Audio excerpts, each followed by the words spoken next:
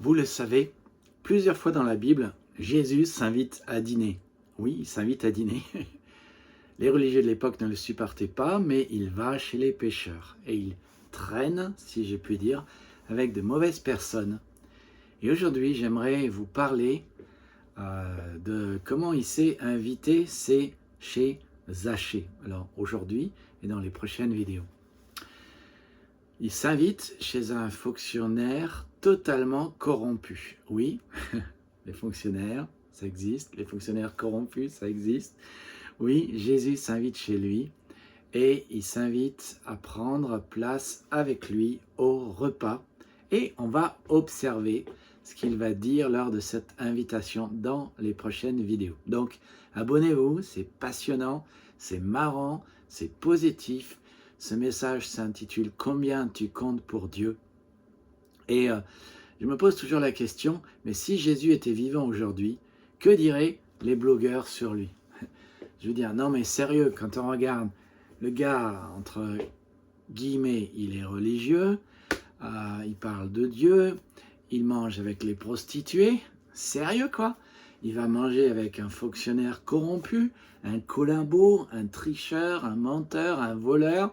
Il traîne avec les lépreux, il touche même les lépreux. Personne ne voulait traîner avec les parias, pourtant lui le fait.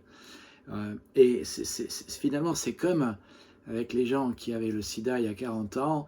Il y a 40 ans, on considérait qu'on ne savait pas trop ce qu'était le sida. Et on se posait la question, qu'est-ce que c'était? On se disait, oh là là, il ne faut surtout pas traîner avec un gars qui a un sida parce qu'on ne sait pas si on ne va pas l'attraper.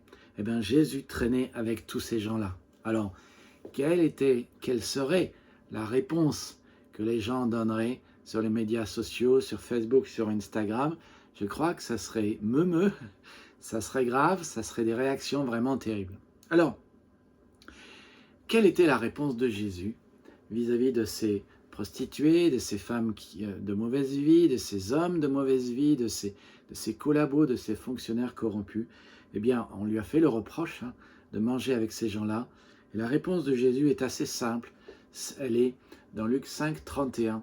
Ce ne sont pas ceux qui se portent bien qui ont besoin de médecins, mais c'est les malades. Autrement dit, Jésus dit, je ne suis pas venu pour les justes, mais pour les injustes.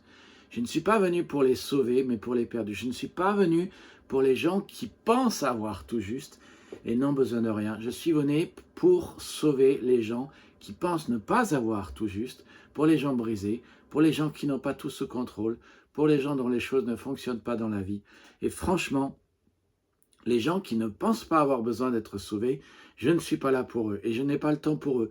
Je suis là pour ceux qui considèrent qu'ils ont besoin d'aide et sont insécures.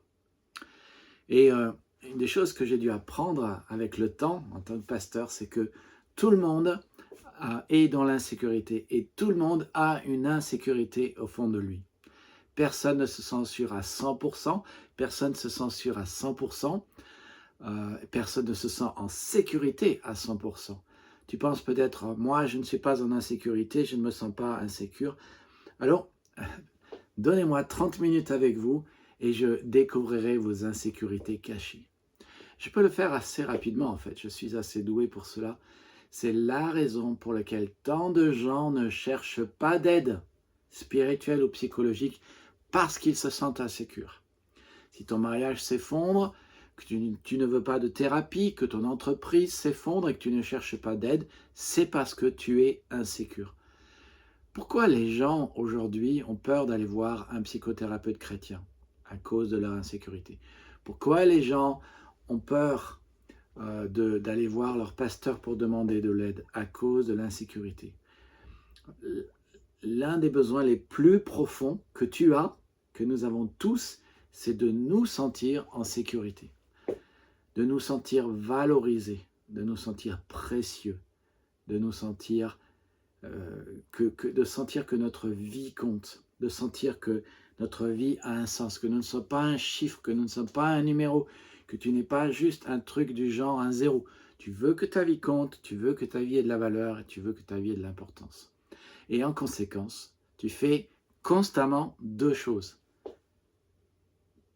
T'évaluer et te comparer. Tu le fais tout le temps. Tu le fais consciemment et inconsciemment. Tu t'évalues toi-même et tu te compares aux autres et nous nous comparons tous pour déterminer ta valeur et ainsi déterminer ta sécurité. Et le problème, c'est que les 4 façons dont nous jugeons notre valeur sont toutes fallacieuses. Elles sont toutes fausses. Comme le monde vous le dit, votre manière de déterminer votre valeur est parfaitement fausse. Alors, laissez-moi simplement les mentionner, parce que votre valeur ne repose pas sur ce que le monde dit de vous, mais sur ce que Dieu dit de vous. Il y a 4 choses que les gens autour de vous vous disent et que vous devez examiner si vous voulez savoir à quel point vous êtes précieux pour Dieu et à quel point vous comptez pour Dieu. Donc, dans les prochaines vidéos, je vais répondre à ces 2 questions. Comment jugeons-nous de notre valeur? Et puis, comment Jésus a vu la valeur de Zachée malgré le fait qu'il était un publicain, c'est-à-dire un percepteur d'impôts, qui était un voleur, un tricheur et un collabo avec les Romains. Donc abonnez-vous et rendez-vous dans la prochaine vidéo.